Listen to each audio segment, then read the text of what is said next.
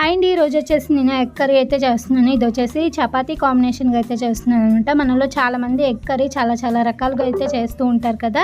చాలా బాగుంటుంది అనమాట. ఎగ్ కర్రీ తినని వాళ్ళు నాకు తెలిసిన వరకు అయితే చాలా తక్కువ మంది ఉంటారు. అందరూ తింటూనే ఉంటారనమాట. ఇంకా ఇక్కడ వచ్చేసి నేను ఎగ్ కర్రీ ప్రిపరేషన్ అయితే చేసేస్తున్నాను. ఫస్ట్ మనకు కావాల్సిన ఎగ్స్ అయితే తీసేసుకోవాలండి. తీసుకొని దాంట్లో సరిపడినంత పసుపు, అలాగే ఉప్పు, నెక్స్ట్ కారపొడి కూడా వేసేసుకోవాలి.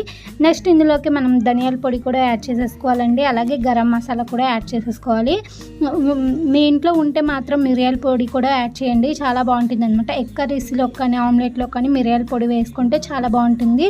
ఎగ్ స్మెల్ కూడా రాకుండా ఉండిద్ది అనమాట, టేస్ట్ బాగుంటుంది. ఇంకా నెక్స్ట్ అదంతా మిక్స్ అయిపోయిన తర్వాత ఇంకా స్టవ్ వెలిగించేసి ప్యాన్ పెట్టేసి ఆయిల్ అయితే సరిపడినంత వేసేసుకోండి. నెక్స్ట్ మనం మిక్స్ చేసుకొని ఉంచుకున్న ఎగ్ మిశ్రమాన్ని అయితే ఇంకా వేడవుతున్న ఆయిల్లో వేసేసి ఆమ్లెట్ అయితే వేసేసేయాలన్నమాట. ఫస్ట్ ఇంకా ఆమ్లెట్ వేసేసి ఒక్క 5 minutes మూత పెట్టేసి కుక్ చేసామంటే చాలా చక్కగా ఉడికిపోతుంది. నెక్స్ట్ ఇంకా మనమైతే ఆమ్లెట్ని తిప్పి రివర్స్ ఆమ్లెట్ని అయితే 2 వైపులా వేయించేసుకొని చిన్న పీసెస్ లాగా అయితే కట్ చేసుకోవాలన్నమాట. ఈ కర్రీ అయితే మనకి చాలా తక్కువ ఎగ్స్ అయినా కానీ ఎక్కువ కర్రీ అయితే అవుతుంది అనమాట. ఇలాగ మనం పీసెస్ చేసుకోవడం వల్ల ఇంకా కర్రీ క్వాంటిటీ అనేది కూడా పెరుగుతుంది.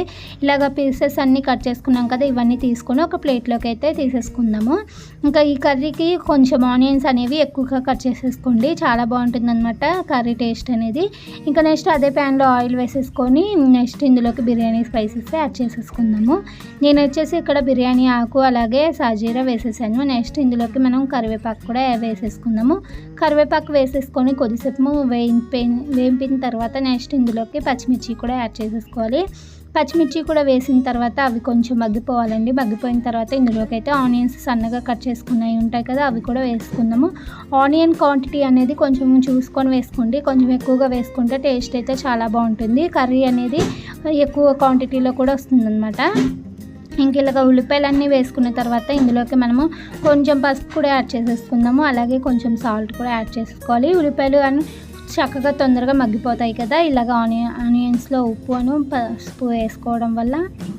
ఇంకా నెక్స్ట్ మూత పెట్టేసి ఒక్క 2 minutes ఉడికిచ్చేసామంటే ఉల్లిపాయలన్నీ చక్కగా మగ్గిపోతాయండి. ఇందులోకి మనం ఇప్పుడు అల్లం వెల్లుల్లిపాయ పేస్ట్ కూడా యాడ్ చేసేసుకోవాలి. ఒక చిన్న టేబుల్ స్పూన్ అల్లం వెల్లుల్లిపాయ పేస్ట్ అయితే వేసేస్తున్నాను నేను ఇక్కడ. అల్లం వెల్లుల్లిపాయ పేస్ట్ వేసేసి చక్కగా కలిపేసుకొని మూత పెట్టేసి ఒక్క 2 minutes ఉడికిచ్చేసామంటే పచ్చివాసన మొత్తం పోతుందన్నమాట. ఈ అల్లం వెల్లుల్లిపాయ పేస్ట్లో ఉన్న పచ్చివాసన అంతా పోయేంత వరకు ఉడికిచ్చేసాం కదా. ఇక్కడ మూత పెట్టి తీసి చూద్దాము. ఇప్పుడైతే చక్కగా మగ్గిపోయి ఉంటుందన్నమాట. ఇంక ఇలాగ ఆయిల్ అంతా పైకి వచ్చేసింది, చూసారు కదా. ఈ స్టేజ్లో అయితే మనం సన్నగా కట్ చేసుకున్న టమాటోని కూడా యాడ్ చేసేసుకోవాలి. ఈ ప్లేస్లో మనం టమాటో ప్యూరీని కూడా యాడ్ చేసేసుకోవచ్చండి, మన ఇష్టము. లేదు అంటే టమాటోస్ని ఇలాగ సన్నగా కట్ చేసుకొని యాడ్ చేసేసుకుందాము. మూత పెట్టేసి ఒక్క 5 minutes అయితే ఉడికిచ్చేద్దాము. ఇలాగ మూత పెట్టేసి ఒక 5 minutes ఉడికిపోవాలండి. అసలు టమాటో అనేది మెత్తగా అయిపోవాలన్నమాట.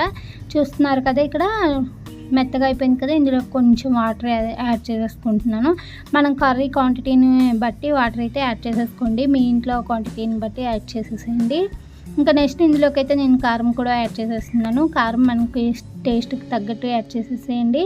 ఫస్ట్ మనం ఆమ్లెట్కి సరిపడినంత కారం అయితే అక్కడ యాడ్ చేసాం కదా, ఇక్కడ కర్రీకి సరిపడినంత కారం యాడ్ చేసేయండి. నెక్స్ట్ ఇందులోకి అయితే మనము మూత పెట్టేసి ఉడికిచ్చేసుకోవాలండి.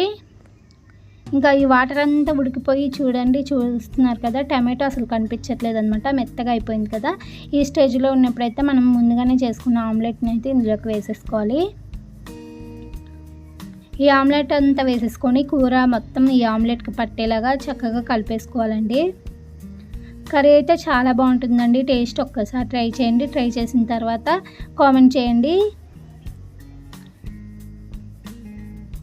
చూసారు కదా, ఇలా కలిపేసి ఒక్క 2 minutes తర్వాత మనం ఇందులోకి గరం మసాలా అనేది యాడ్ చేసేసుకోవాలన్నమాట. ఈ కర్రీకి సరిపడినంత వేసేసుకుంటున్నాను నేను ఇక్కడైతే. ఇంకా ఇలాగ ఒక 2 minutes కలిపేసిన తర్వాత మూత పెట్టేసి ఉడికిచ్చేసేయండి. రెడీ అయిపోతుంది అనమాట. కర్రీ అయితే చాలా బాగుంటుంది టేస్ట్. ఇంకా ఇక్కడ వచ్చేసి చూస్తున్నారు కదా, కర్రీ రెడీ అయిపోయింది. ఇంకా మా పిల్లలకైతే పెట్టేస్తున్నాను అనమాట.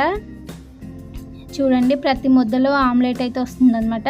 కర్రీ క్వాంటిటీ కూడా చాలా చక్కగా ఎక్కువగా ఉంటుంది. మనకి తక్కువ ఎగ్స్ ఉన్నప్పుడు కూడా ఇలాగ కర్రీ అయితే చేసేసుకోండి, చాలా బాగుంటుంది అనమాట ఎగ్ కర్రీ. నచ్చిన వాళ్ళు లైక్ చేయండి, ఛానల్ అయితే సపోర్ట్ చేయండి. మీ సపోర్ట్ నాకు ఎప్పుడు ఉండాలని మనస్ఫూర్తిగా కోరుకుంటున్నాను.